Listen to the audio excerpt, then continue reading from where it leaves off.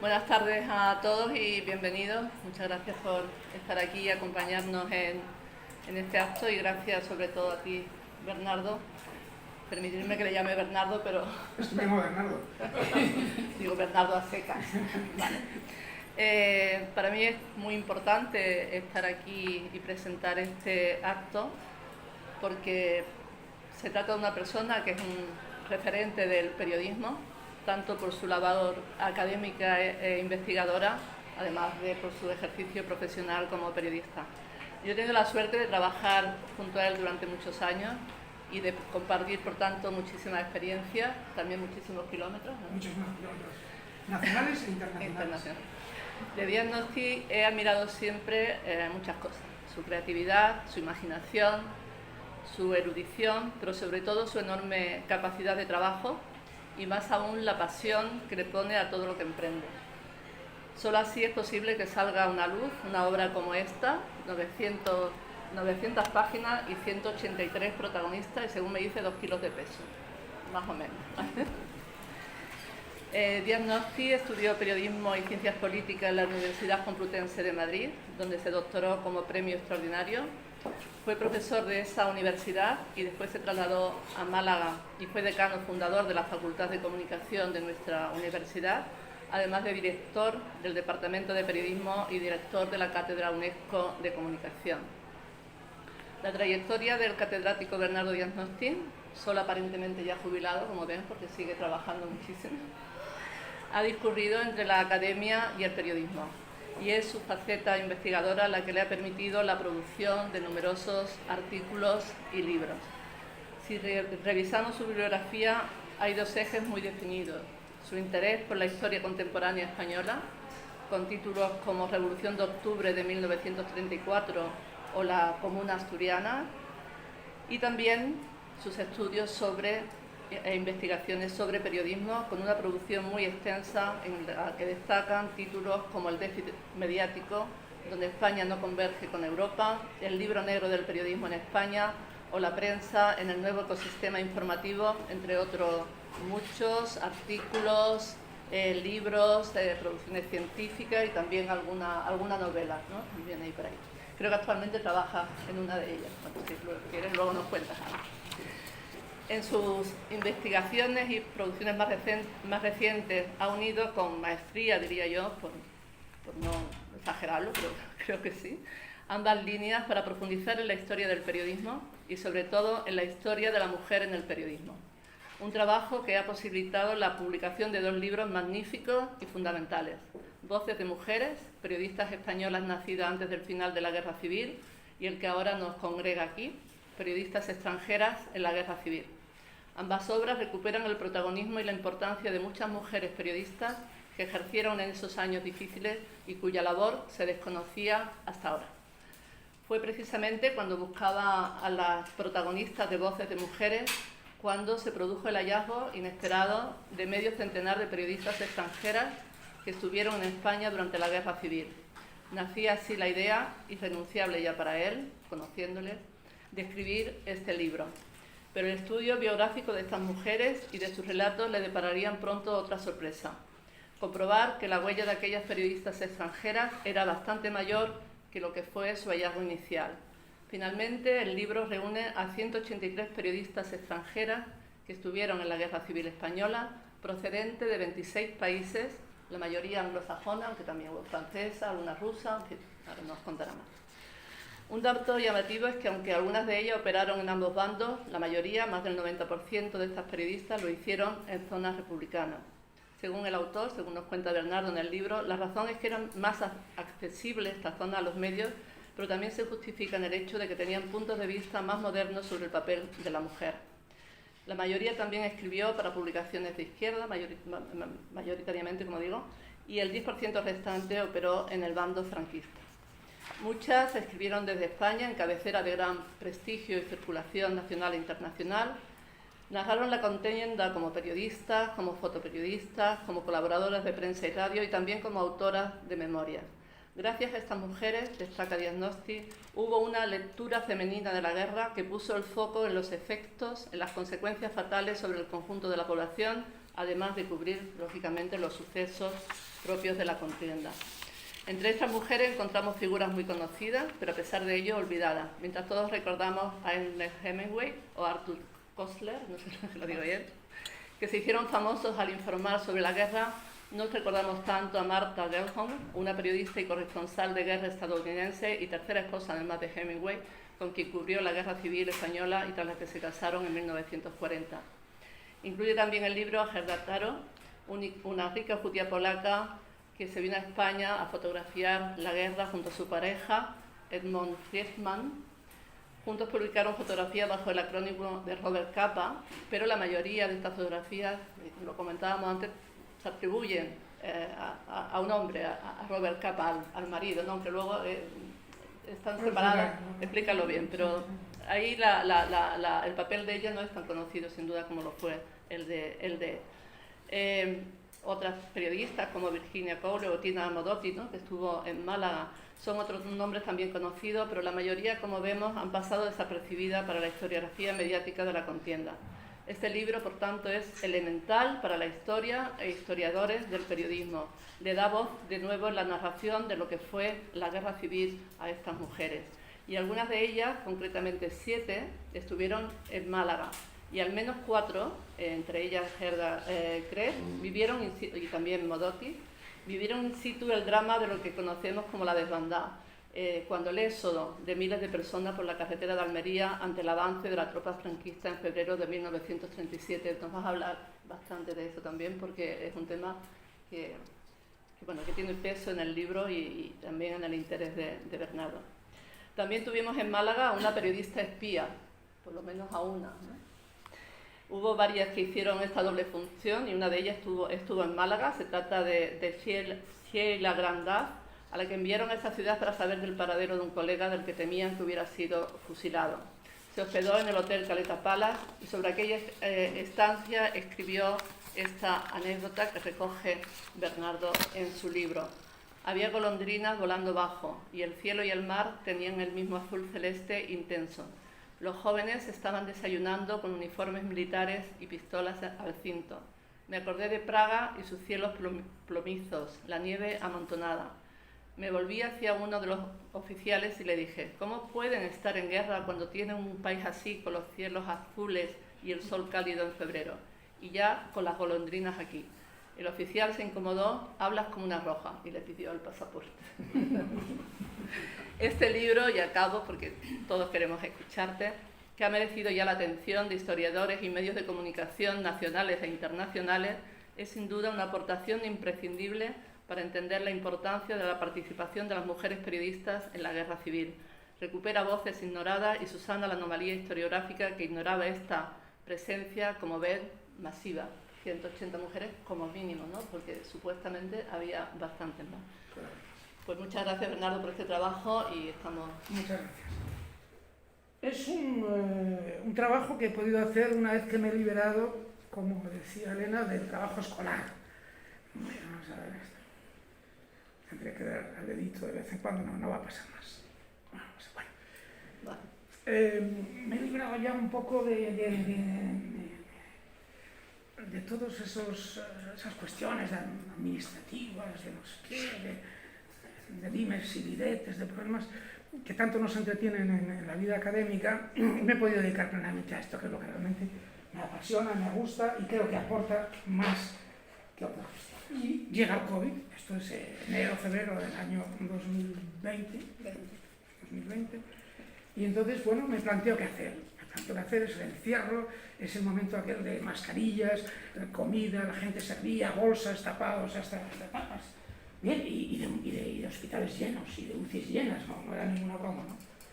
Y en aquel momento, bueno, pues pensé que había en el libro de Voces de Mujeres, había una exploración previa que hablaba de 40, 50 mujeres que habían estado en la guerra civil, pero eso había que verificarlo. Eso más podía armar una hipótesis, pero en ningún caso la historiografía daba cuenta de esas 50 mujeres. Eran cogidas al azar, buscando las españolas, había contactos que me llevaban a una inglesa, a una alemana, a una italiana, y al final, pues, bueno, aquí hay unas 50.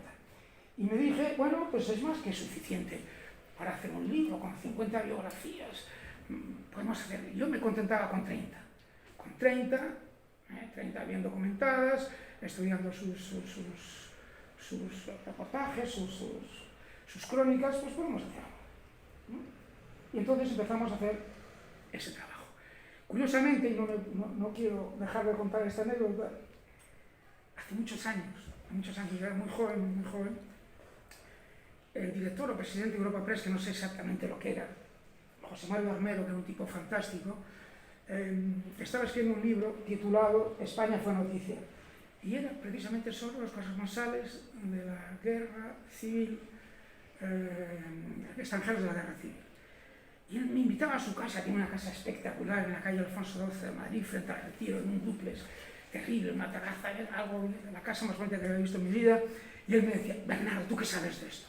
Tú eres periodista, ¿qué sabes qué es? Y yo digo, yo no sé nada, es que los archivos de Salamanca, los archivos, está todo perdido, ¿no? hay que buscar esto, es muy importante el papel de los periodistas extranjeros en la guerra, porque son los que han abierto a la historiografía anglosajona, les han dado las pistas, les han dado la información. Se ha construido la historia de la guerra civil en base a las crónicas de los periodistas.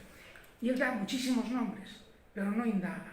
Entonces, no indagan ellos, da nombres de hombres y de mujeres, de muchos nombres, por supuesto muchos más de hombres, y luego hace unas generaciones por países, pero es una exploración muy interesante por ser pionera, pero muy débil en cuanto a documentación y verificación de qué es lo que había pasado allí.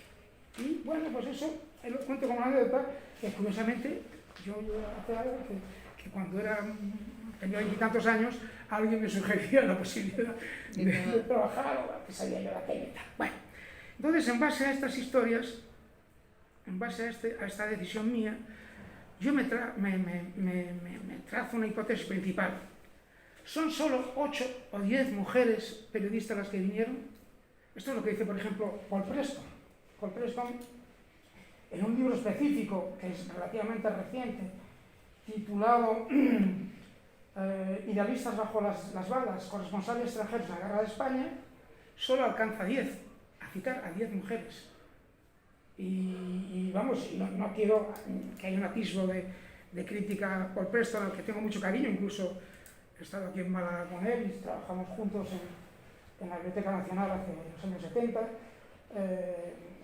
Así que bueno, un libro específico sobre corresponsales de guerra, reciente, y tal, solo cita 10 mujeres. Bien. Entonces, bueno, aquí la imagen, para explicar, para contextualizar, la imagen es, bueno, otra periodista, una periodista, Elia Bartók, es una periodista soviética. Por lo tanto, empezamos a descubrir que hay otras, que aparte de las anglosajonas que cita Preston, hay otras que son rusas, que son alemanas, que son italianas, que son búlgaras, que son belgas, francesas, nórdicas, latinoamericanas, 19. 19 mujeres vinieron de América Latina a cubrir para sus medios la guerra civil, a dejar testimonios escritos de la guerra. Por lo tanto, hay un trabajo realmente interesante. Pero también descubro que la historiografía de la guerra, por ejemplo, Hugh Thomas, en su libro sobre la guerra civil, solo cita a una periodista, mujer. Y si vamos, que es lo que he utilizado como un elemento de análisis, si analizamos los índices onomásticos de estos libros, donde vienen miles de nombres generales, no sé qué, políticos, tal, los nombres de mujeres, sean lo que sean, periodistas, escritoras, médicas, lo que sean, arquitectas, lo que sea, están entre el 1, 2, 3, 4%, en el mejor de los casos un 3 y pico %. O sea que realmente la mujer está fuera de la historiografía de la guerra civil.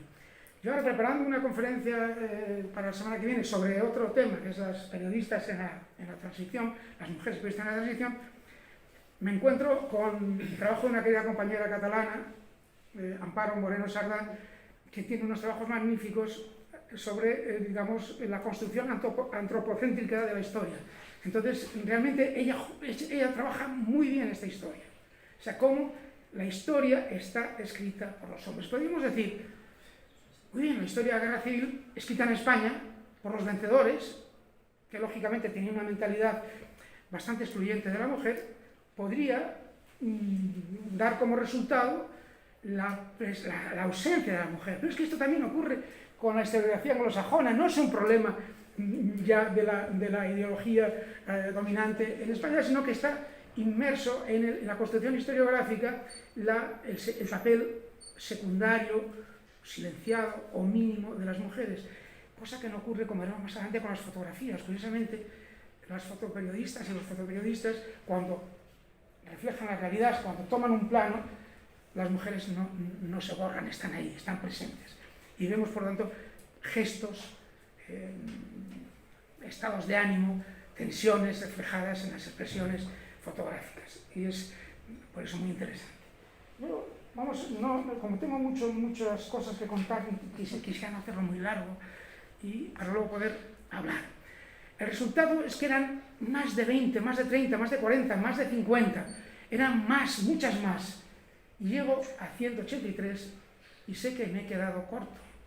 Sé que me he quedado corto porque no he podido, evidentemente, justifico mucho esa presencia. Todas las periodistas tienen su elemento, su expresión, su cara, su figura. Pero es que ha habido periodistas que no he podido documentar, como veremos más adelante. Me he encontrado con nombres que estaban presentes, que aparecen en algún relato, y luego he buscado en las hemerotecas y no he encontrado esa huella de estas mujeres o los testimonios escritos. Pero sé que son más, Entonces, de esta cifra de 183, nos encontramos, avanzaba antes Elena algunos datos, que la mayoría eran anglosajonas, ¿sí? Pues la mayoría inglesas, 42 británicas, 34 de Estados Unidos, es que vinieron 34 mujeres de Estados Unidos, cruzaron el Atlántico para estar en la guerra. Había también otras dos norteamericanas, dos canadienses. Francesas que están ignoradas incluso por los propios franceses, 24 periodistas francesas. Algunas espléndidas. Para mí, el relato coral de las francesas es el más importante de todos, más que las americanas y más que las inglesas. ¿Por qué? Porque aunque en general las mujeres tienen una gran empatía, esto es un hecho diferencial de las crónicas de las mujeres, y diremos luego por qué, aunque tienen una gran empatía, las francesas están más cercanas culturalmente. Las francesas nos entienden mejor. Hay una tensión emocional muy clara, una cercanía muy clara, una amistad casi en el relato que no se da en el caso, o sí se da, pero con matices o menos acentuado en dos lugares. Hay alemanas, 13, que podrían ser más, son exiliadas alemanas.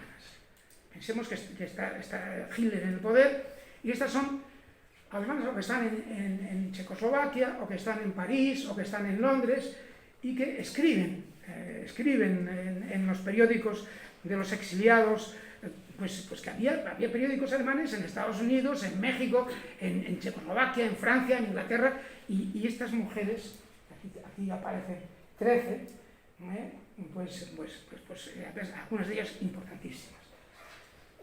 Rusas, aparecen 10, pero son más, porque hay como 2 o 3 argentinas que son claramente rusas, que se exiliaron los padres o los abuelos y es de apellidos rusos, etcétera, etcétera. Argentinas, incluyendo estas de origen ruso, 7. Austriacas, otras 7. Italianas, exiliadas, antifascistas, otras 7. Cubanas, 5. Y algunas cubanas muy interesantes. Mexicanas, 4. En total en América Latina son 19, decía antes, 4 polacas. De los países escandinavos, algunas periodistas excepcionales. De los países escandinavos he ido sumando y salen un total de 7. 3 de Australia. 2 de Canadá, ya dije antes, y un total, como decía Elena, de 26 países, que serían 29, porque claro, en el caso del Reino Unido se incluye a Sudáfrica, que todavía entonces, y a Egipto, que todavía entonces estaban bajo patrón del imperio. Y también en el caso de Rusia se incluye a Ucrania, que está bajo. Entonces, claro, aquí está claro que hay una anomalía historiográfica. Esta es la foto, vamos a la foto. La foto es la oficina de prensa exterior, donde estaban, en Telefónica de Madrid, donde, pues, una de las oficinas donde escribían, luego bajaban a transmitir las crónicas, en fin, todas estas historias. Y ahí yo detecto dos, pero hablando antes con Elena, yo creo que hay cuatro, son cuatro las que hay. Detrás ahí hay dos. Y según Elena incluso le ve la forma de mujer y demás. Y eso, digamos, es que estaban ahí, digamos que esto es un reflejo. También hay fotos curiosas, que no la tengo aquí, del otro bando, del bando franquista de Salamanca, en Radio Nacional, y también en las fotografías de aquella naciente Radio Nacional aparecen varias mujeres, 3 o 4 mujeres. Digamos que ¿por qué esta construcción androcéntrica de la historia? Bueno, pues tal vez porque la cultura bélica era masculina. Hay una autora francesa que antes lo comentamos y que se me ha olvidado, no recuerdo ahora cómo se llamaba, una autora francesa, una periodista francesa, que en un momento determinado, ante los crímenes horribles que estaba viendo, de los que hablaremos a continuación, se preguntaba: esta violencia no es de las mujeres no queremos ni matar ni enterrar a nuestros hijos. Esta violencia es una violencia masculina. La guerra es consecuencia de un arraigo cultural masculino. Venía a contar, se puede buscar en la introducción del libro ese nombre, porque está sacado de contas. Es curioso que hay una imagen femenina de la guerra que exteriorizan los corresponsales masculinos, que son las milicianas, porque destacan a las milicianas, que es un fenómeno efímero. El fenómeno de las milicianas en los frentes es efímero, para que yo se veía que no era consistente. Pues ese fenómeno tiene una gran trascendencia mediática, porque en la cultura de la guerra aquello era novedoso. Las mujeres se parecen a los hombres en este sentido, porque pasan, esto es muy... Y yo, dos testimonios de periodistas a las que se atribuye el papel de miliciana, una argentina y una holandesa, creo que era. Ellas desmienten, porque ellas aparecen como heroínas en la prensa, esta luchadora, valiente, aguerrida, no sé qué. Yo no he hecho nada, yo fui allí, pegué un tiro, no sé qué, yo no soy esa. Y en el libro se recogen los testimonios de estas milicianas que han sido presentadas con lo que se llamaba espíritu varonil, la virilidad, porque se llega a hablar de la virilidad de estas mujeres. Esto está escrito, la virilidad de estas mujeres que iban al frente. Pues ellas niegan esa virilidad, lógicamente. Y hay una argentina que se la atribuye la primera capitana, no sé qué. Si yo no sabía interpretar un mapa de guerra, si yo temblaba cada vez que venían los oficiales porque no tenía ni idea de aquello. Y es presentada como una heroína. Bueno, digamos que hay una excepción de las milicianas, es un fenómeno efímero, y después son las excepciones. La pasionaria, digamos, el culto a la pasionaria, el culto periodístico a la pasionaria. No hay periodista que venga a la zona republicana que no busque un encuentro con la pasionaria, donde ella trata de desmentir las atrocidades que vierte la prensa franquista sobre ella. Ella es una mujer, en fin, incluso pues llega a algunas muy conservadoras británicas que vienen a España, se encuentra con ella y les sorprende que no era aquella violenta mujer que enardecía las masas para que quemaran conventos, destruyeran iglesias, de todo eso también hablaremos luego, etcétera, etcétera. Y ella es una excepción, y otra excepción es Margarita Nelken. Margarita Nelken es en su condición, más que de diputada, de periodista. Es la periodista que tiene más penetración fuera de España. No está incluido, hay aquí una foto suya en la introducción del libro, no está incluida en el libro, porque era española, pero, digamos, escribía mucho fuera, porque dominaba el francés, el inglés y otros idiomas, y entonces tenía mucha presencia exterior y era bastante conocida, muy citada. Citada en las los famosos índices onomásticos. La pregunta: que habríamos... ¿Por qué tantas periodistas? Bueno, aquí hablo de esta mujer, Thérèse Bonney. Esta es una foto periodista que entra, la he incluido por una razón que se va a entender fácilmente, entra cuando se acaba la guerra civil y va a viajar, va a ver España, donde la gente muere más de hambre que por la guerra, y se va rápidamente a Francia, sur de Francia, a ver los campamentos de los refugiados, y hace unas fotos espectaculares de dónde están los republicanos refugiados en Francia. Y evidentemente a Thérèse Bonney, que es una fotógrafa de primera línea, que es la que está en la portada del libro, es ella, a Thérèse Bonney de Andújar. Thérèse Bonney viene de Portugal, viene con su coche, ha atravesado el Atlántico en un barco, viene con su tal, lleva gasolina arriba por si se encuentra con problemas en España. En Badajoz le roban el coche, la policía evidentemente, y al cabo de una serie de días le devuelven el coche, una vez que le han registrado todo, ya han visto que no sé qué más, le devuelven el coche. ¿Por qué tantas periodistas? Y explicada la foto, vamos a la pregunta. ¿Por qué tantas periodistas? Hay una razón, y además jóvenes, y además universitarias. Es muy significativo el elevado número de universitarias en este conjunto. Es elevadísimo, no hay proporción comparable a las españolas de esa época, para nada, ¿no? Que eran mujeres atraídas por un fenómeno, que era el fenómeno de las brigadas internacionales.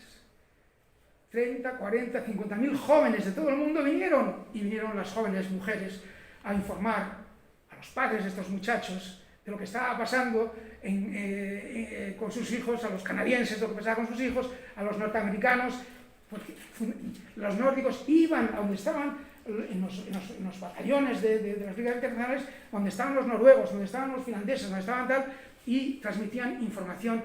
Han muerto unos cuantos, tal, estamos en un periódico de este tipo, en fin, hay, por lo tanto, una razón de presencia en este sector por las brigadas internacionales.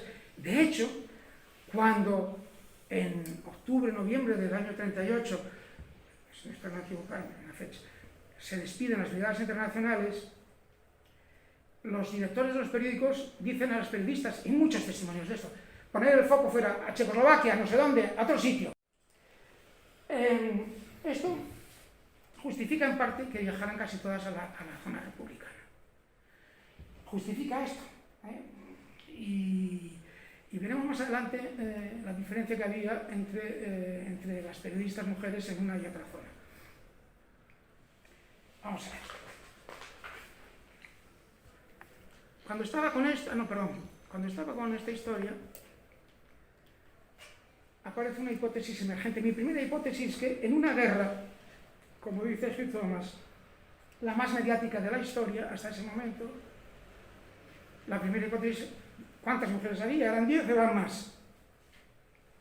De repente aparece una hipótesis emergente. Esto se explica poco en las facultades.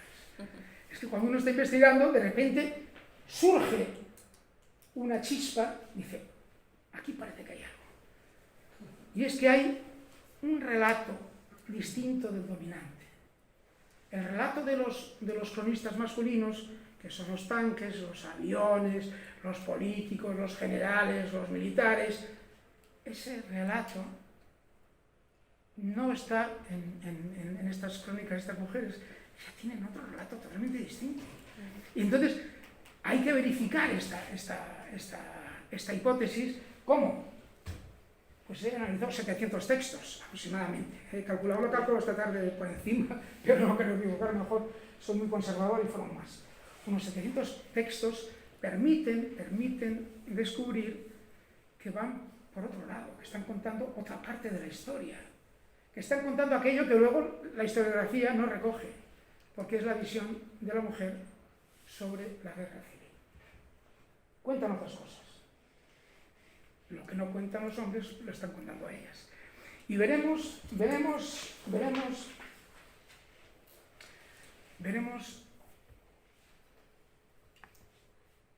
aquí hay una foto, explico la foto y luego seguimos.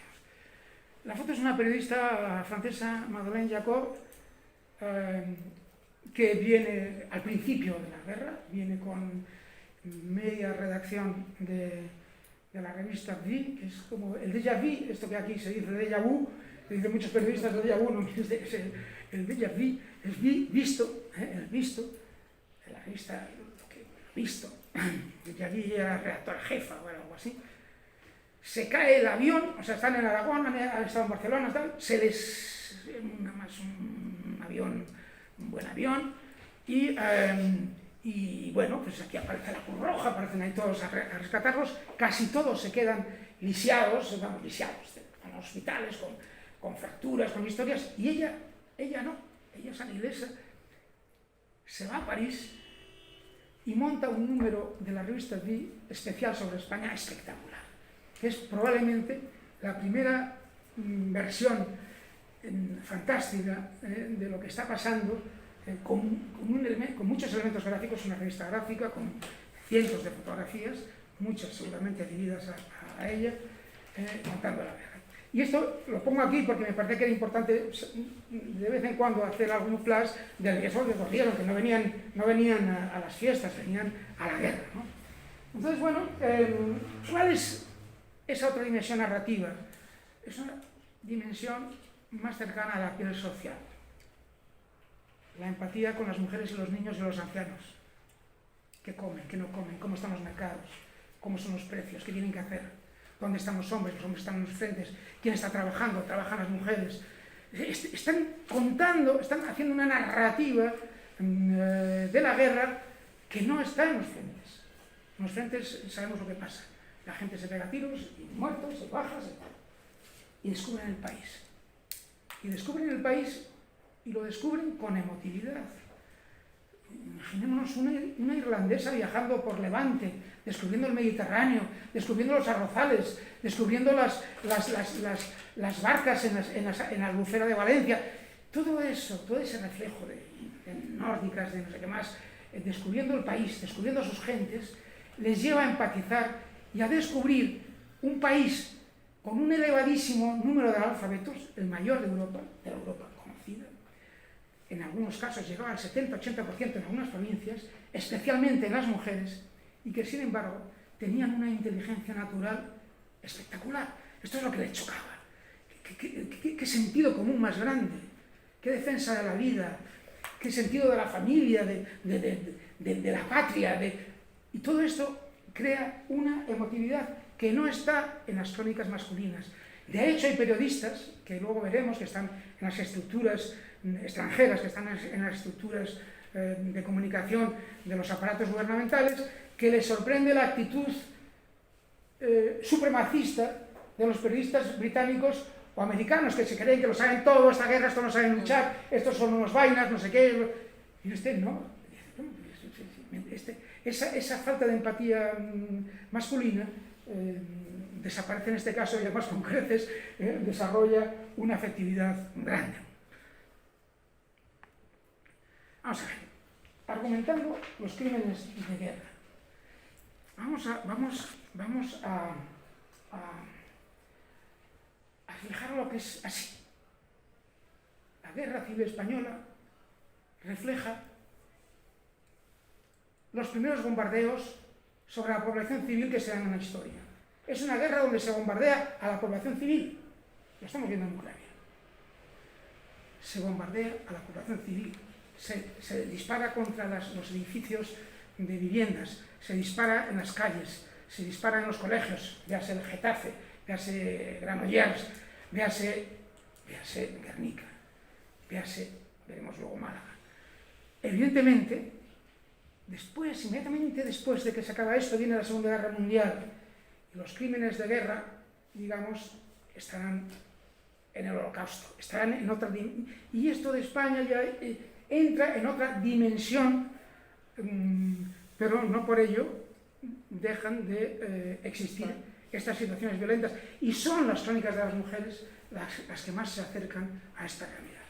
Dice Gerda Greb, nórdica, que estuvo en Málaga, por cierto. No son víctimas de la guerra, estos son vulgares asesinatos. Se está asesinando a la gente. Claro, si tú vas por la Gran Vía, vienen los aviones y hay 20 muertos en la cola del pan, Pues mire usted, estos no son víctimas, pero han sido asesinados. Bombardeo sobre la población civil. Barbara Alving, que es una periodista sueca muy interesante, Preston lo confunde, cree que es un hombre, que es un chico rubio y fornido, no, es una mujer, tenemos ahí muchas fotos. Dice, ya cuando hablemos, dice, en España se está produciendo un cambio radical. Los bombardeos de la población civil cambian por completo la dinámica de las guerras. Antes, y se refiere a la Primera Guerra Mundial, la imagen de la guerra eran las cruces blancas llenando campos. Ahora no, ahora son las morgues con mujeres y con niños. Son las morgues con mujeres. Estamos por consiguiente asistiendo a un fenómeno que argumenta en sus crónicas las mujeres. En el libro hay muchos relatos en Barcelona, en Valencia y en Madrid, donde las periodistas, en el caso de Simone Tegui o su madre, de Allís, estas reunieron madre e hija por periódicos distintos y en rutas distintas. Ella hay un momento que dice, póngase un pañuelo en la cara, aguante, porque va a sufrir conmigo lo que yo he sufrido. Voy a bajar a la morgue y le voy a contar lo que hay. Cadáveres están siendo regados para que no, con mangueras, y cuentan niños con la cara destrozada, no sé qué. Quiero que lo viva y que sienta usted lo que nos puede pasar y lo que podíamos haber evitado y no hemos evitado. Porque esto lo veíamos venir. Bueno, hay una descripción del horror muy interesante, de situaciones que habían sido normalizadas en la descripción como crímenes de guerra. Hoy, digamos, estas historias las llamamos crímenes de guerra. Hubo, por supuesto, crímenes en todas partes. Hay crónicas, hay una americana que cuenta unas cosas terribles, de un convento de carmelitas que han desenterrado los cadáveres, han puesto en posición de coito a monjas con una cosa. Digamos que hay relatos por un lado, por otra parte, pero evidentemente lo que es una agresión militar, esto digamos eran evidente como la quema de conventos y como la historia, pues bueno, fueron los anarquistas, fueron no sé cuántos, fue un desmadre, luego vinieron los comunistas y dijeron estamos hundiendo la guerra por culpa de otras historias y que para esto la opinión pública internacional se vuelve en contra. Entonces, bueno, todo esto evidentemente hubo desmanes terribles en ambas orillas, pero hay que ver primero que esto fue dónde se origina la guerra, hay un alzamiento militar, y dos, cómo las potencias aliadas de Franco, en una época de no intervención, italianos y alemanes, son protagonistas de estos bombardeos sobre la población civil, digamos, en apoyo a los sublevados. Muchas de ellas, pues en el caso de las antifascistas judías alemanas o de las antifascistas italianas, evidentemente no van a ir al bando franquista, lógicamente van al bando republicano. Pero en el bando republicano, digamos, los aparatos de relaciones con los medios son muy abiertos a los periodistas. En el caso de la República, es una aristócrata, Constancia de la Mora, es una aristócrata venida, como dicen algunos, venida a Roja, la que tiene esa relación con los periodistas y se ha rodeado de periodistas extranjeras, que son las que hacen boletines luego por la radio en distintos idiomas, las que transmiten, traducen, acompañan a periodistas extranjeros, digamos que se rodean. Y esto ocurre también en Barcelona, en la Generalitat, en el comisariat de prensa y propaganda con Jaume Mirat Villes, ahí también se rodea de mujeres extranjeras.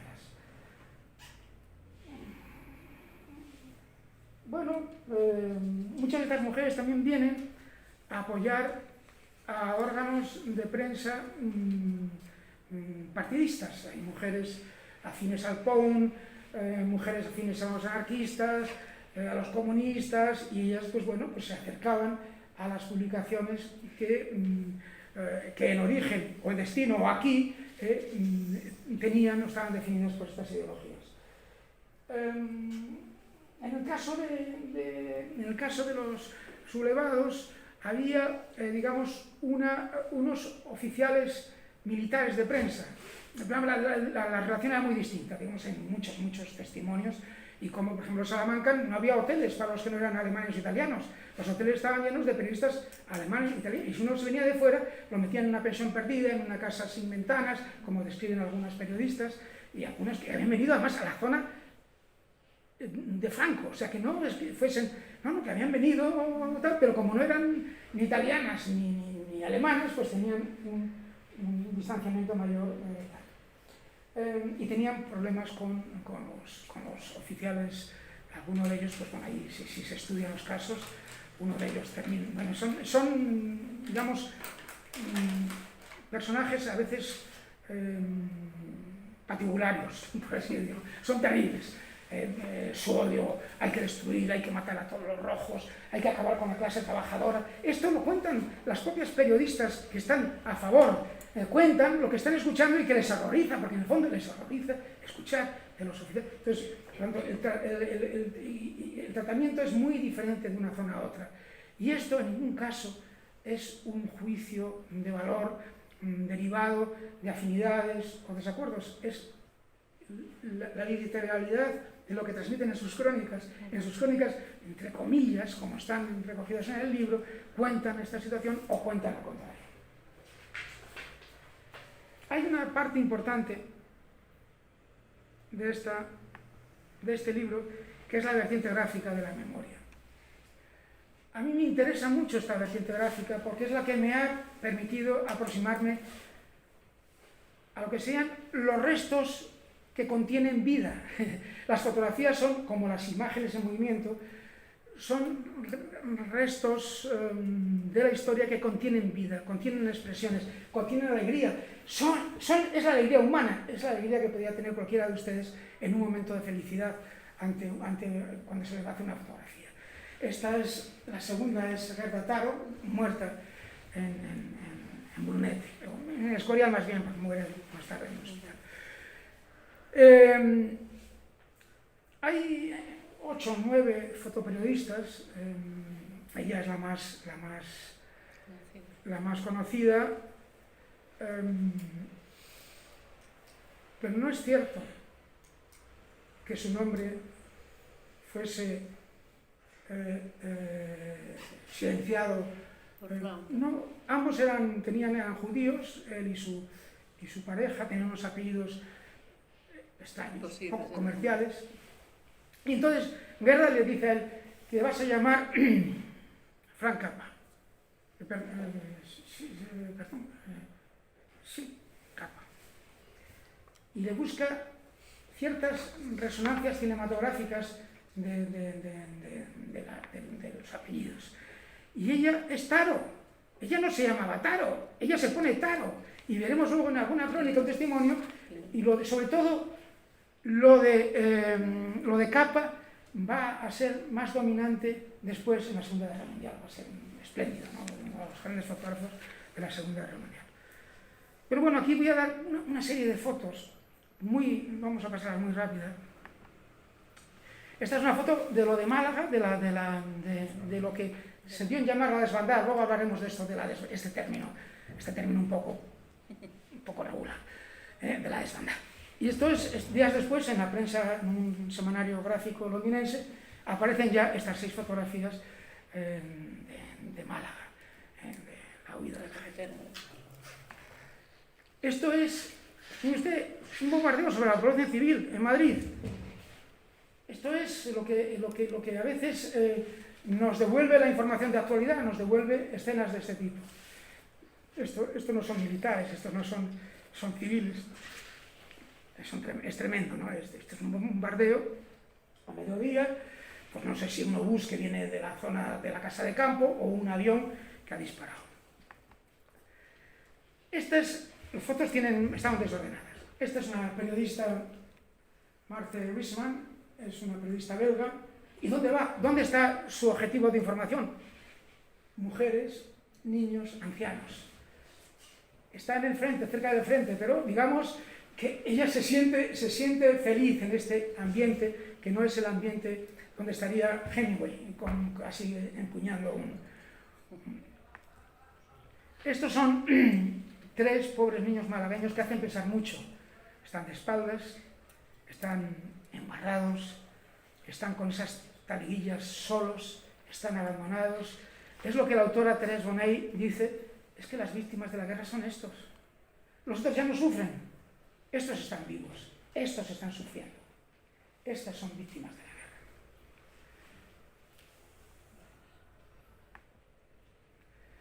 Estas son las mujeres, son las mujeres las que padecen en Barcelona después de un bombardeo. Es que hay que ver las expresiones de horror. Están recogiendo, están no sé qué están haciendo, es el desmadre, ¿no? Esta es la Gran Vía, casi es como ahora, es aquí, hay un bombardeo, saco todo esto, pero mire usted, es que yo estoy recorriendo hace poco con mis hijos, mostrándoles lugares me están recorriendo prácticamente los hoteles, las calles, los lugares, se pueden ir identificando, porque es que esta foto le quitamos 3 cosas y es la Gran Vía, claro, la Gran Vía. Sepu, funcionaba hasta hace 20 años, ¿no? Eso es la SER, el edificio de la SER, ¿es ese? Sí, ahí está Unión Radio, Claro. Un radio que va a tener un papel... Estaba la antena, porque ¿sí? ellos estaban fuera. Fíjese, esta es una imagen en Francia, que es que, se lo comentaba antes a Elena, es que hay muchas imágenes que nos acercan incluso en la realidad, es que ¿por qué esto tiene 85 años? ¿No? Es que eso podría ser más reciente. Es que a veces tenemos unas imágenes del pasado, descoloridas, descompensadas, tétricas. Mire usted, no, estos son los niños, está aquí el niño con aquella cara de horror arriba a la izquierda, este pequeñín, esta pobre con su muñequito. Ucrania ahora. Esto es ya en Francia, esta es la revictimación de las víctimas, porque lo de Francia tiene mucha tela. Esta es otra mujer en Francia, fíjate el frío que debía hacer en aquellos comienzos del 39, con un niño enfundado en esta manta, esta mujer con esa cara, esa debilidad, pues esa fragilidad, es fragilidad lo que denota. Aquella otra detrás. No es tan distante la imagen, las expresiones son actuales. La imagen, incluso pues, los coches, las calles, no sé qué, no son tan lejanas en el tiempo. Por eso he querido buscar fotos que nos acercan al momento. Yo creo que no tengo ya más fotos.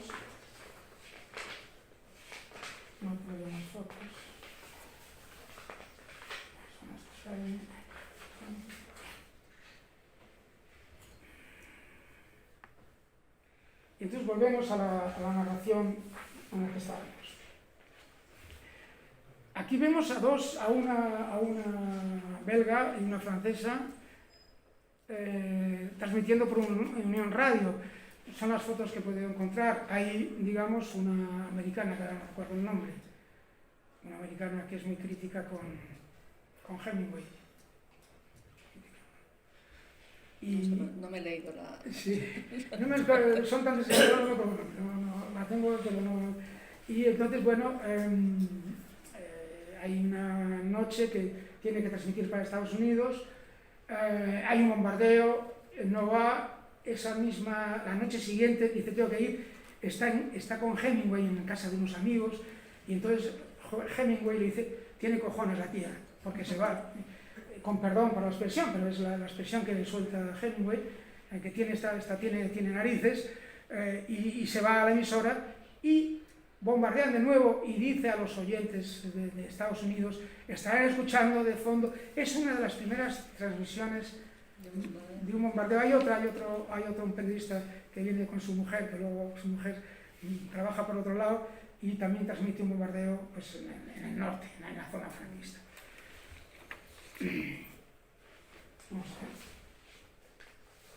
Sí, fundamentalmente la radio se convierte en un medio muy potente en los dos bandos. En el bando de Franco, la radio tiene una en Tenerife tiene una potente emisora, en Burgos y en Salamanca. Y igual que el nacimiento de la Radio Nacional va a ser muy interesante, incluso hay algunas periodistas que aparecen ahí.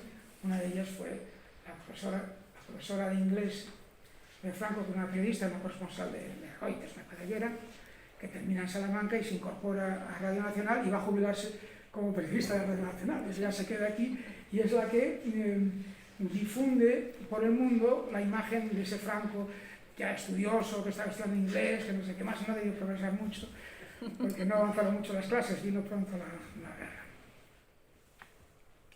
Bueno, y vamos a ir a Málaga. Yo creo que hay que hacer un guiño a Málaga. Estas imágenes son poco conocidas, los italianos entrando en Málaga. Digamos que esto parecen los camiones de la guerra, caravanas de guerra. Y entonces aquí hay dos periodistas. La última en salir de Málaga antes de la entrada de los sublevados, y abajo Sheila, no sé, la Sheila, si la estoy bien escrito, Sheila Grandaf, que es la primera en entrar en la Málaga que ha sido conquistada y que viene como espía. Gerda Gref va a hacer unas narraciones extraordinarias de esa salida, ese exilio de Málaga, ese camino, Motril, Almería, va a estar contando toda esta historia, pero va a tener muchas dificultades de transmisión. No obstante, luego veremos un poquito más adelante el valor que va a tener esta información. Mientras que en el caso de Grandaf, esta mujer que viene como espía, viene como espía, no viene porque tiene un pasaporte sin tacha, no ha estado en la URSS, no ha estado en ningún sitio, es una periodista más o menos joven y que no tiene antecedentes extraños, y entonces quieren saber qué ha ocurrido con un periodista que lo tiene Queipo de Llano encerrado en Sevilla, que al final terminan intercambiándolo y lo liberan. Y esta mujer viene aquí y en un momento determinado, aparte de esa anécdota de que ustedes cómo pueden hacer la guerra con este clima tan bonito y este paisaje, ella viene de Checoslovaquia con el frío en la piel y se encuentra con este tal. Tiene que buscar al cónsul americano y al inglés, no sé qué, anda por ahí, entra, ven, y tal, y ahí en una de esas escenas ese cónsul no era lo que le habían dicho y estaba a favor de los sublevados y estaba rodeado de falangistas. Y los falangistas aquellos, pues una chica joven, te llevamos para, ¿dónde estás? En el Hotel La Caleta, nosotros te llevamos para allí. El Hotel La Caleta es donde está ahora la delegación del gobierno. La subdelegación se llama. Subdelegación del gobierno. Y entonces la llevan en el coche, la llevan para allá, y cuando están en el camino le dicen, oye, que se ha hecho tarde, que son las 11:30, ¿te vienes con nosotros a los fusilamientos?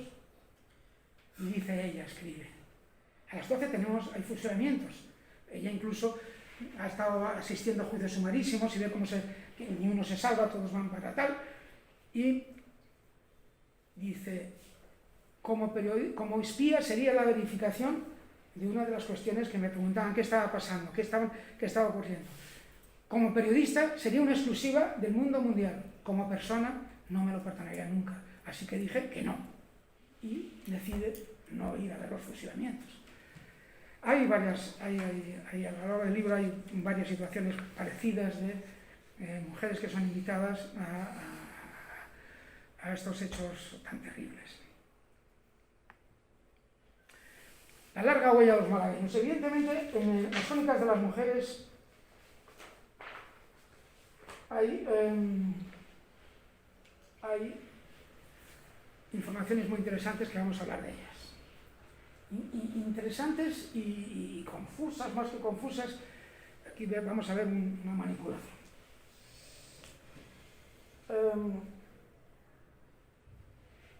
Ya existía la manipulación de fotos, entonces Sí, no es usada ahora.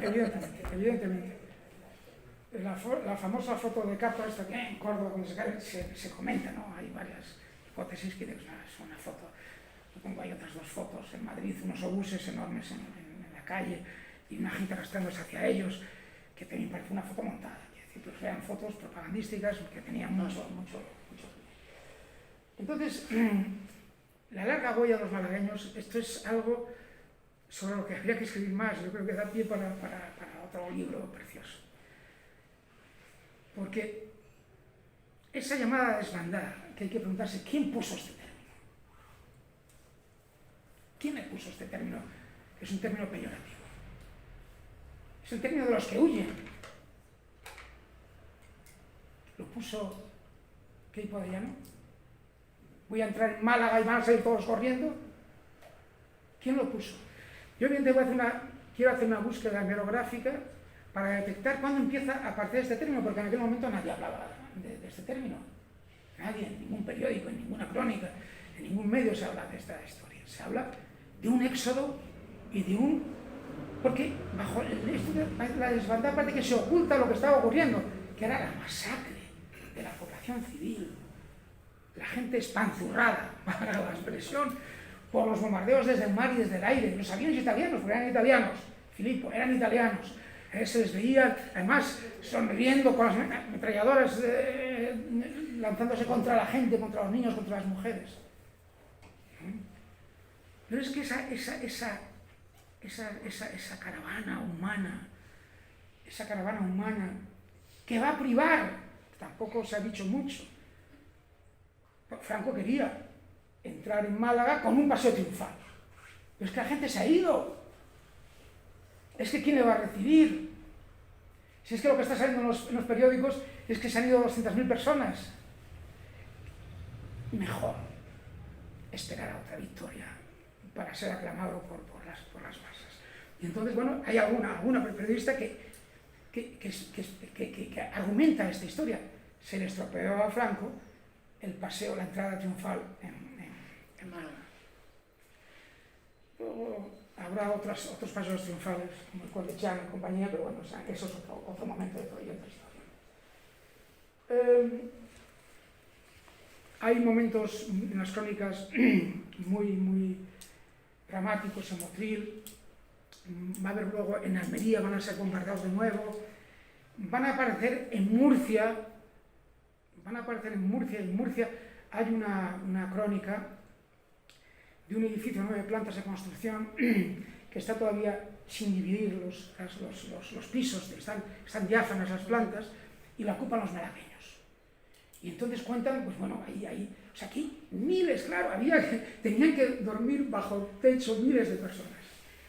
En Valencia, en el año 37, en junio del 37, cuando se celebra el Congreso Internacional, el segundo Congreso Internacional de Escritores en Defensa de la Cultura, muchos cuentan las dificultades de alojamiento porque estaba lleno de malagueños Valencia. Valencia estaba llena de malagueños. Pero luego llegamos a Barcelona y hay muchísimos malagueños. Hay aquellos refugios que montan en Barcelona, había pisos donde los andaluces estaban en el tercero, los asturianos en el segundo, los vascos porque iban llegando, los que iban perdiendo o se iban a Francia o atravesaban Francia y se refugiaban en Barcelona. Y entonces hablaban por los huecos de la escalera y se comunicaban los de una región con otra región, seguían manteniendo estas. Bien, pues esta imagen es una imagen, porque se va a tapar bastante lo de Málaga con Guernica. Guernica solo es 2 meses después. A lo de Málaga no se le ha dado mucha publicidad porque hay muy pocos periodistas cubriendo esta información. Después la República tampoco quiere crear una sensación de desmoralización o de que porque era muy importante para Málaga, era muy importante. Entonces viene Guernica y Guernica ya es la evidencia contra aquellos que estaban los ingleses y franceses, la no intervención, y aquí están los alemanes bombardeando a Guernica. Pero lo de Málaga fue muy superior a lo de Guernica, o sea, las muertes habidas en la cartera de la muerte, no tiene nada que ver con lo que hubo en Guernica. Y entonces aquí esta es una revista alemana publicada en Praga, Die Wolken Newspaper, del año 37, después del bombardeo de Guernica, que meten aquí una casa destruida, que se supone que es Guernica, una mujer, y esta mujer y este niño son malagueños, que están refugiados en Barcelona en el Estadio Montjuïc de Barcelona. Es una foto de Antoni Campaña que se manipula en este sentido y se presenta como Baskenland, País Vasco. No, esto es Málaga. Esto es Málaga. Bien. Y esto va a tener una continuidad, ¿dónde? En Francia. O sea, luego nos vamos a encontrar a los malagueños en Francia. Está cuando Cataluña está perdiendo sus posibilidades de continuar en la guerra, la Generalitat de los catalanes hay un desplazamiento masivo hacia Francia, donde van a tener muchos problemas. Mire usted, aquí vamos a referir algunas crónicas sobre lo que ocurre en Málaga. Vamos a volver a Málaga para no dejarnos perder por esta secuencia que termina en Francia. Vamos a ver. Simón Tegui hace una de las crónicas una crónica muy interesante y larga sobre la tragedia de Málaga, y lo hace con fotos de Capa y Taro, o sea que está, veréis que firman, son nombres distintos. Ella firma Taro, que no se llamaba Taro, se llamaba no sé cuántos, y él firma Capa, y el Robert va a aparecer más tarde. O sea que no está en una suplantación de identidad, está perfectamente diferenciado. Se cuenta en el libro, se cuenta fechas de periódico, en tal periódico, en tal periódico, en tal periódico. Esto es una historia que es de apropiación, no, para el problema, la historia es la historia. Simón Tegui, que firma esta crónica en la revista Regards, Mirada, de París, una revista ilustrada magnífica, no estuvo, sin embargo, ni en Málaga, ni en Almería, ni en ninguno de estos. Ella estaba siguiendo sus crónicas y en ese momento estaba viajando de Valencia hacia Madrid, estaría a la altura por las crónicas que ella estaba mandando a la prensa de francesa, y esto aparece luego, más tarde. Este reportaje aparece más tarde en una revista ilustrada que era Semanario. Pero en la prensa diaria, esos que son día a día, su crónica el 27 desde no sé dónde, ella no estaba en Andalucía. Cuenta luego se exilia y se va, claro, Marcela Sundarne se va a México. Y en México escribe una novela que he conseguido, tengo en casa, esto me lo quiero comprar cientos de algunos amigos, los han visto. Y ella escribe una novela en México que se llama Aquí el alba comienza. Se publica en castellano, luego se publica en francés y tal. Aquí el alba comienza. Y ella cuenta cómo una periodista noruega, que es Gerda Grep, la que hemos visto en Málaga antes, es la que le ha contado todo. Y entonces ella cuenta, esta crónica la hace en base al relato que recibe de la noruega, de Gerda Grep. Pero ella no estuvo allí. Mientras que Tina Modotti, italo-mexicana, una mujer de una biografía peculiar, muere en un taxi en México y hay sospechas de que por qué muere y no muere, muy joven, ella es la líder del Socorro Rojo Internacional en España durante la guerra, y es la verdadera directora, junto con una argentina, de la revista Ayuda. Y está llena de fotografías, que yo hago, son hipótesis, claro, recogiendo fotografías de ella en México y fotografías de ella en España, que casaban unas con otras, eran parecidísimas, las manos, la no sé qué, todas esas historias que a ella le gustaba retratar. Entonces, ella estuvo con Vicción, con el canadiense, con el médico, ella sí estuvo, y entonces en la revista, en el semanario Ayuda, hay una crónica sobre ese éxodo de malagueños que es maravilloso. Y hay giros que son de una mexicana. Hay giros en la descripción son giros más propios que no son propios de una española, y yo sostengo la hipótesis que creo que es una hipótesis plausible de que Tina Modotti, que no firma, es la autora de unas crónicas más interesantes sobre esa huida en el semanario Ayuda. Bueno, con esto hay una rusa que es muy interesante. Esta es conocida como la dinamitera. Ella era una intérprete que luego escribe unas memorias que se publican aquí en España, no sé qué, de una dinamitera. Y ella dice que ella nunca manejó dinamita ni nada, ella simplemente una intérprete, y le decía a su jefe: traduce bien, que si no morimos todos, ¿no? Porque claro, estaba trabajando con mineros malagueños que además ponían dinamitas para volar puentes, nunca conseguían volar nada, ponían dinamita y esos puentes de piedra por aquí. Entonces sus memorias son muy divertidas, divertidas, todo lo que cabe de diversión con una guerra, porque cuenta esos intentos y cómo fracasaban, y narra con una tensión emotiva fantástica toda esa, porque ella también empieza a huir, recogiendo a niños, recogiendo a gente en la carretera, el sufrimiento. Ahí ves madres sufriendo. Hay un momento en que ella, hay cosas muy bonitas en estas descripciones. Hay un momento en que le va a regalar el reloj a una malagueña, que dice: el reloj, véndalo, haga algo para estos niños. Y dice: si me ven con un reloj van a pensar que lo he robado, nunca he tenido reloj en mi vida. Claro, una campesina, me ven con un reloj, van a pensar que lo he robado. No me dé reloj. Hay otra rusa, Elsa Triolet, que cuenta ese motivo. Va por el sur de Francia, ya ha terminado la guerra, va por el sur de Francia, está en Le Goulou, un pueblo del sur de Francia, y se para porque hay una masa de españoles que están en la puerta, no sé dónde, está lloviendo a cántaros, y de una niña preciosa que está intentando atarse unos zapatos con unos guantes que no le permiten atarse, unos zapatos rotos, con la suela rota. Una niña preciosa, de ojos claros, largas pestañas, se emociona, quiere meterla en el coche. Claro, evidentemente los soldados franceses dicen: no sé cómo va a coger esta niña, usted no se puede llevar a esta niña. Y ella sigue conduciendo y llorando, pues dice, y termina escribiendo una crónica y dice: mi corazón, que escribe en una revista rusa, en un periódico ruso, mi corazón se quedó en Le Goulou, se quedó en aquella niña, ¿no? Y son descripciones muy emotivas que solo puede hacer una mujer.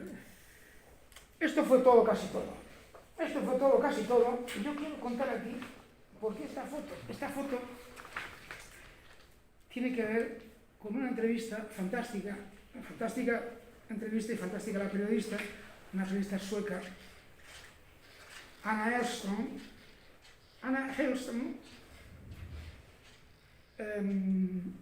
va al bando nacional, primero entra por el País Vasco, aquí y tal.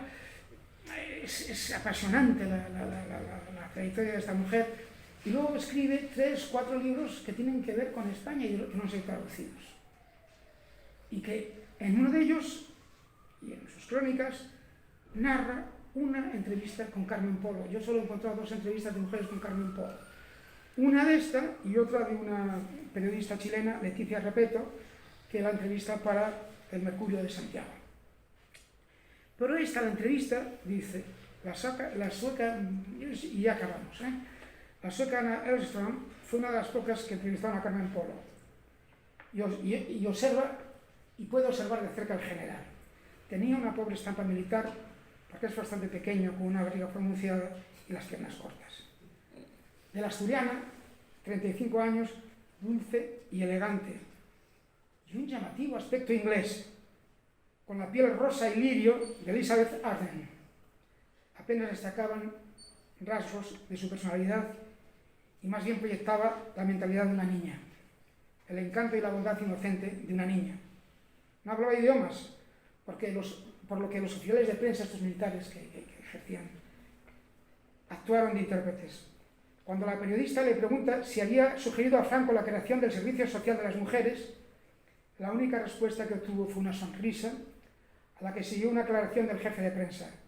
El general cree que el lugar de la mujer está en el hogar.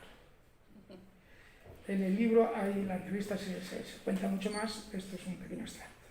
Una percepción muy distinta a la de Leticia Repeto, la chilena, que la define como modesta y femenina, cordial y sencilla, madrina espiritual y ángel tutelar, prototipo de verdadera esposa, de madre amantísima y fervorosa patriota. cuyo rostro se iluminaba al hablar de su marido. Pues dicho esto, vamos a acabar y hacernos una pregunta. ¿Esto es Kiev 2022 o Barcelona 1938? Es Barcelona 1938 en foto de Robert Capa, cuando ya ha muerto. Bien. Pues muy bien, muchas gracias.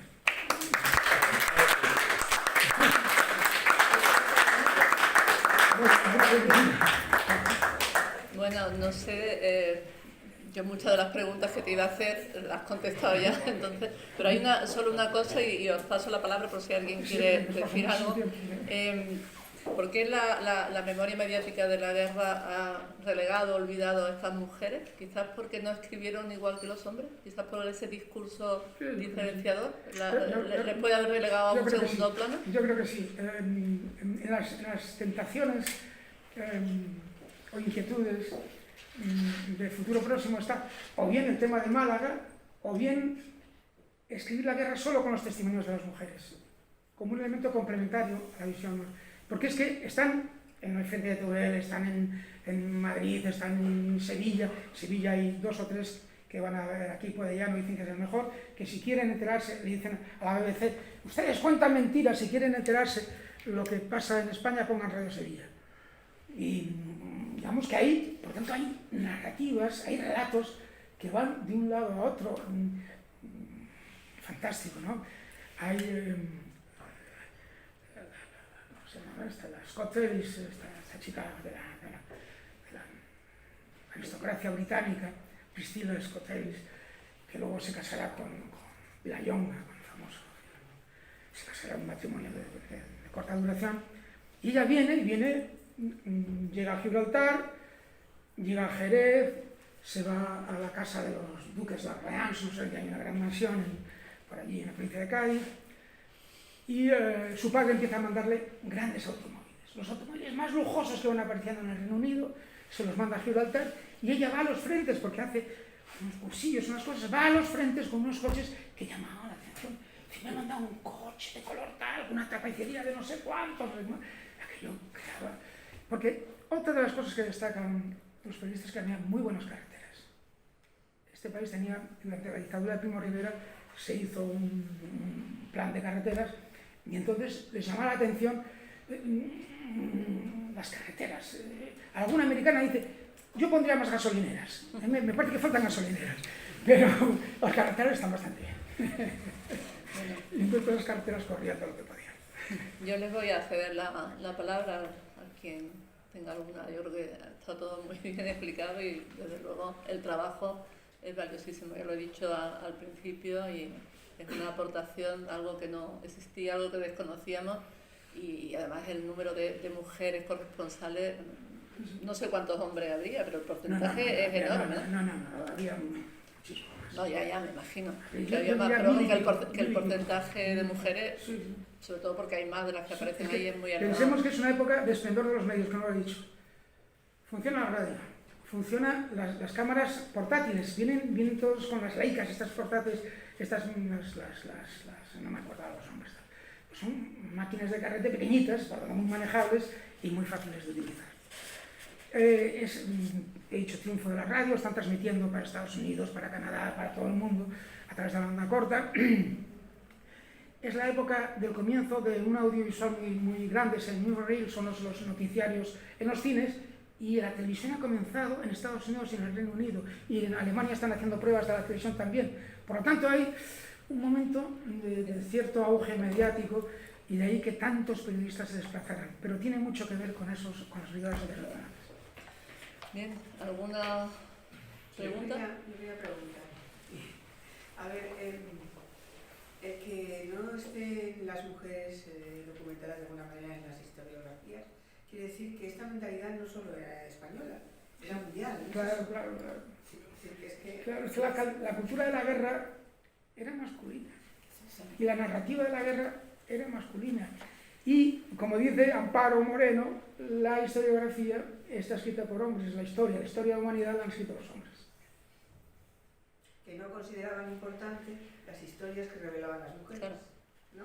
Sí, claro, es que incluso algunos periodistas, redactores jefes, directores de periódicos, le dicen, bueno, vete a contar historias de mujeres, como diciendo historias menores, historias blandas. Claro, ¿Qué lugar ocupaban en los medios? Sí, ¿qué lugar? En las páginas impares, supongo, no sé. No, incluso no. A veces en portada hay crónicas donde aparece el rótulo porque la vendía. El hecho, claro, esto otro elemento. En el frente, ¿no? Claro, es otro elemento sexista. Y es destacar una mujer que está en el frente, destacando fulanita de tal entrar en Teruel encima de un tanque, que como entran, es que lo cuentan dos, y a mí me extraña ya que haya dos mujeres que cuenten que han entrado en un tanque, en el primer tanque que entra en Teruel, en ese momento que ganan, luego retroceden, entra en un tanque una mujer, y hay dos que, en situaciones distintas, que cuentan que han entrado en un tanque en Teruel. Y eso lo destacan. Eso, NewsGirl, titula un periódico, NewsGirl no sé qué, o sea, se convierte en noticia el hecho de que una mujer esté en estos frentes. Y claro, es que no han venido acompañadas de ningún varón, ninguna historia. Cuando las periodistas suecas vuelven a Suecia, la estación de Estocolmo o de Göteborg, donde sea, están repletas de gente que son los lectores que han ido a recibir a esa mujer que consideran una heroína. Y además, porque luego tenían una extensión humanitaria, que es que cuando llegaban hacían colectas para los niños, para las mujeres, vamos a mandar mantas por el frío, vamos a mandar historias, y hay una labor humanitaria paralela a la informativa en muchas francesas, en muchas nórdicas, en algunas inglesas también. Eso quiere decir, ¿no?, que también lo apuntas en algún momento, que hay un reconocimiento mayor a esa labor humanitaria y de aventureras que a su propio ejercicio como periodista. Sí, claro, en algunos historiadores sí hacen hincapié en estas mujeres que parecía que solo venían a ligar con el canadiense médico Bethune. Parece que todas ligaban con él y se pasaban horas en la cama con él.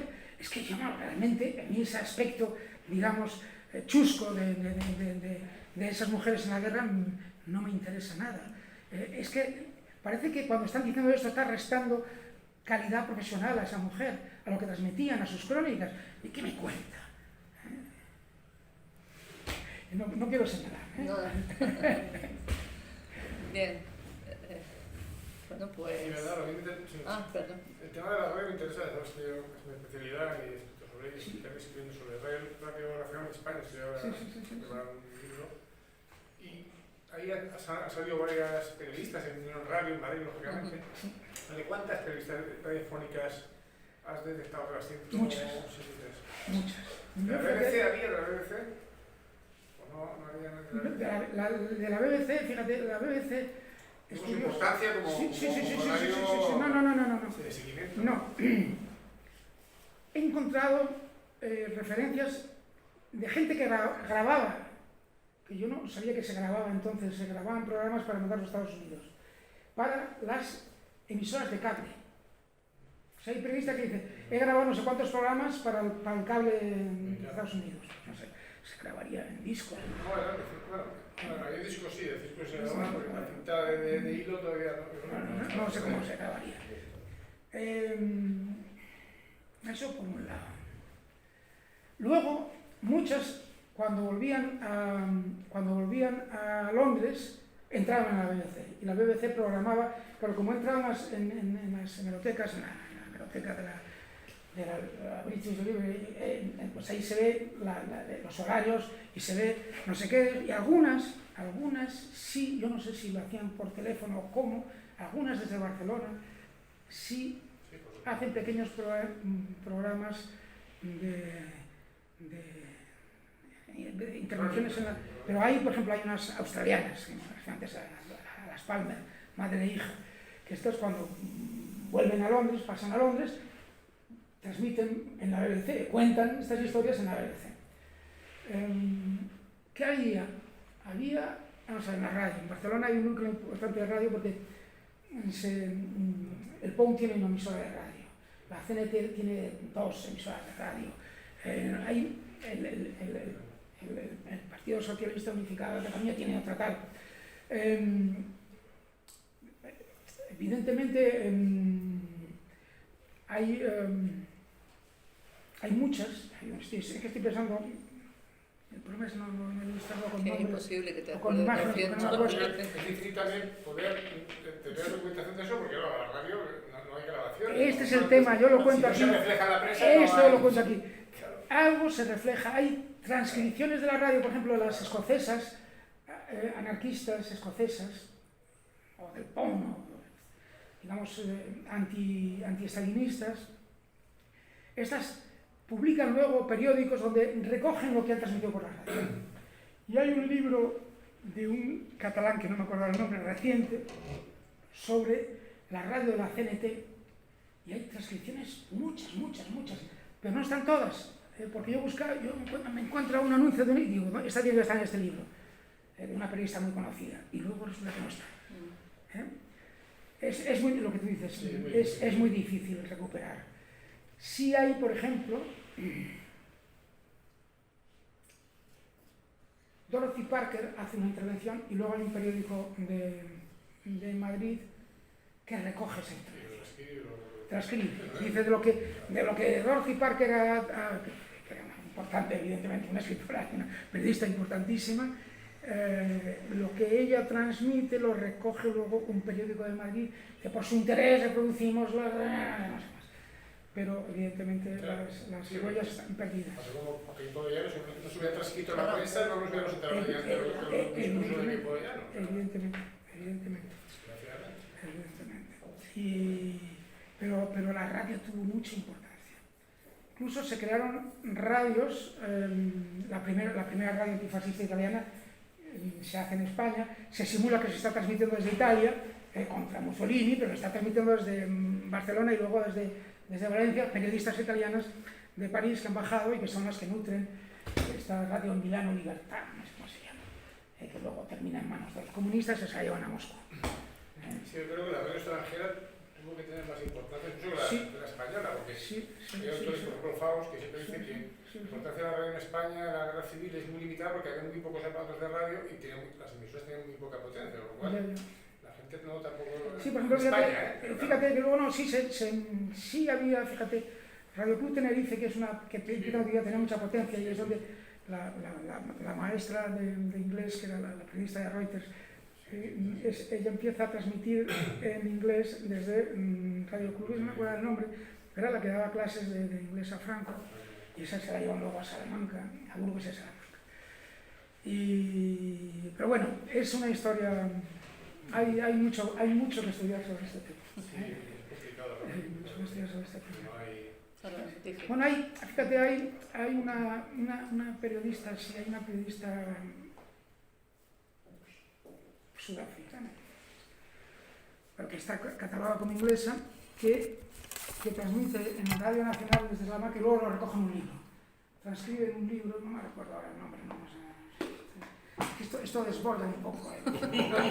Sí, bueno, como para acordarte de 183 nombres, ¿no? Además. Bueno, ¿alguna pregunta más? Pues yo creo que darte las gracias de nuevo, Bernardo, es magnífico. Y una contribución enorme, ¿no? para todo. Muchas gracias a vosotros. Vale. Yo venía un poco aquí a entrenarme, vamos a hacer entre amigos, la semana que viene estaré en Zaragoza y la siguiente en Barcelona, y serán ya públicos un poco menos amigos, menos cercanos, ¿no? Pues muchísimas gracias. Y gracias por aguantar, que nos hemos pasado tiempo. Yo creo que hemos estado, ¿no? Muy a gusto. Muy a gusto.